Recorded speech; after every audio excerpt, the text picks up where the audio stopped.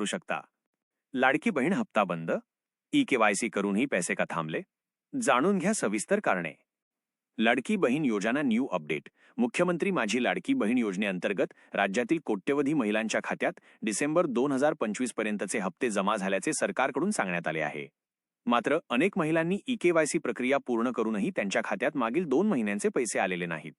यामुळे महिलांमध्ये चिंतेचे आणि संभ्रमाचे वातावरण आहे. या संदर्भात महिला व बालविकास मंत्री अदितीताई तटकरे यांनी महत्त्वपूर्ण माहिती दिली असून पैसे न येण्यामागे तांत्रिक आणि पडताळणीची काही प्रमुख कारणे असू शकतात.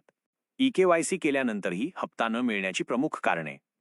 केवळ ई-केवायसी पूर्ण करणे पुरेसे नाही, तर खालील तांत्रिक बाबींमुळे तुमचा हप्ता अडकू शकतो. ई-केवायसी प्रलंबित असणे, पेंडिंग अप्रूव्हल. तुम्ही ई-केवायसी केली असली तरी ती सिस्टीमद्वारे अद्याप मंजूर अप्रूव्ड झालेली नसेल. आधार आणि मोबाईल तपशील जुळत नसल्यास ही प्रक्रिया थांबते. आधार बँक डीबीटी लिंक नसणे हे सर्वात मोठे कारण आहे. तुमच्या बँक खात्याला डीबीटी डायरेक्ट बेनिफिट ट्रान्सफर सक्रिय नसेल तर सरकार पैसे पाठवू शकत नाही. अंगणवाडी सेविकांमार्फत पडताळणी. अनेक महिलांनी ई-केवायसी करताना चुकीचा पर्याय निवडल्याचे समोर आले आहे.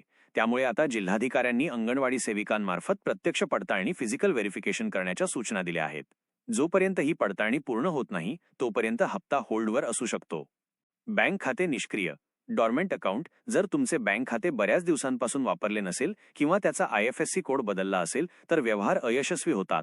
दुहेरी अर्ज डुप्लिकेट एंट्री. एकाच आधार कार्डवर 2 वेळा अर्ज केला असल्यास सिस्टीम आपोआप पैसे थांबवते. तांत्रिक त्रुटी डेटा मिसमॅच. अर्जातील नाव, जन्मतारीख आणि आधार कार्डवरील माहिती यात तफावत असल्यास पडताळणीत अडथळा येतो. पैसे मिळवण्यासाठी महिलांनी काय करावे? बँकेत जा. तुमच्या बँकेत जाऊन खाते आधारशी लिंक आहे का आणि डीबीटी पर्याय सुरू आहे का याची खात्री करा. 2. अंगणवाडी सेविकेशी संपर्क साधा. तुमची प्रत्यक्ष पडताळणी व्हेरिफिकेशन झाली आहे का याची विचारणा करा. 3. स्टेटस तपासा. योजनेच्या अधिकृत पोर्टलवर किंवा ॲपवर जाऊन अर्जाची स्थिती, स्टेटस अप्रूव्ड आहे की पेंडिंग हे तपासा. 4. मुदत लक्षात घ्या. ई-केवायसी करण्याची मुदत 31 डिसेंबर 2025 होती. त्यानंतर प्रक्रिया पूर्ण केलेल्या महिलांचे हप्ते पुढील बॅचमध्ये येण्याची शक्यता आहे. महत्त्वाची टीप. ज्या महिलांची सर्व माहिती बरोबर आहे आणि पडताळणी पूर्ण झाली आहे त्यांना त्यांचे थकीत हप्ते एकत्रित मिळतील असे शासनाकडून स्पष्ट करण्यात आले आहे. त्यामुळे घाबरून न जाता आपली कागदपत्रे आणि बँक स्टेटस तपासावे.